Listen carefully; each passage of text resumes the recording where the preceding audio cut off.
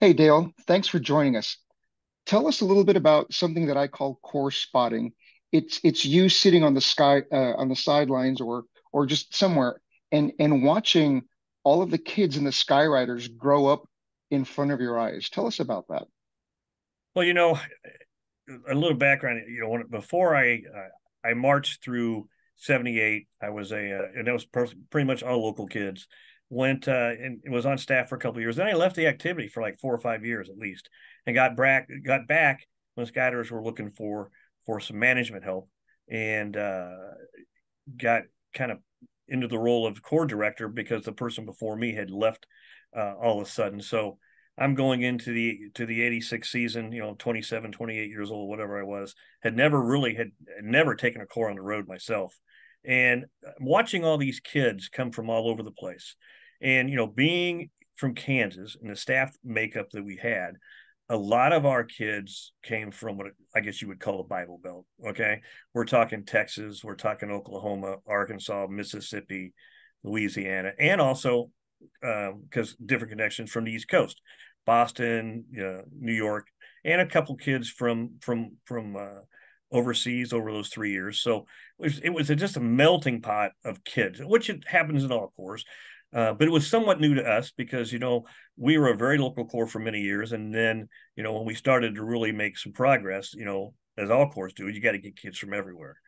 And just sitting back and watching how kids of different ethnicities, religious, sexual orientation, all that different stuff, and how they could come together as a unit, um, respect each other's differences, which is not always easy, you know, Incredible. um, and and accept people for who they were, you know, Wow. and then figure out, okay, to make this work, we got to work our butts off, and we got to put a product on the field. And Mhm. and you have your different sections. You have your drum line, and who's got kind of the macho, we're the drummers, we're over here, leave us alone. At least the battery, not so much maybe the front ensemble. Um, they're a little more normal. And then you got the color guard, which can be quite unique in coming from all different backgrounds. Um, and then you got the horn line, which is again, made up of all kinds of backgrounds. So just to watch these three units, come together, um, and try to put a product on the field that represents all of them, and it was just fascinating. And I remember it was '87. We had, I can't remember his name. He was of Indian descent, and he had to wear the turban and all that kind of I stuff. remember him. And I remember he him. was in the front ensemble. I just can't remember his name off the top of my head, but it was quite unique, And not only did he conform to us because he's not supposed to take that turban off, and I know he did several times. Okay, and it was fascinating to the kids, because he had quite long hair, and brushing it and all this stuff. It was quite unique, and uh, so just to watch that and see how these kids adapted to each other and realize that, hey, it's not all about where I come from in the middle of Texas. All right, and and realizing that the stereotypes uh, maybe aren't quite as true as you think they are, Yeah. and that just because you're different doesn't mean you can't have a common goal, can't work together and produce something. And I just found it quite fascinating because I learned too. I grew up in Kansas and stuff, and it's a little side story. So when I moved to Wisconsin to get married, all my friends stuff came up to Wisconsin, and they all look around and going, "This is awful generic up here." I'm trying to think of the word I want to use, but there's not a lot of diversity up in northern Uh, Wisconsin. You know what I'm saying?